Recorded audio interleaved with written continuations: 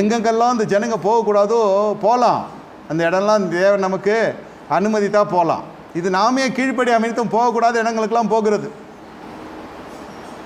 முதல்ல போகக்கூடாத இடத்துக்கு போகிற பொழுது இந்த ஆத்துமா வஞ்சிக்கப்படுகிறது, அதன் பிறகு நிர்பந்திக்கப்படுகிறது, அதன் பிறகு வாழ்க்கையில் அந்த திருமணத்திலிருந்து வெளியில் வரதுக்கு 12 வருஷம் ஆகுது.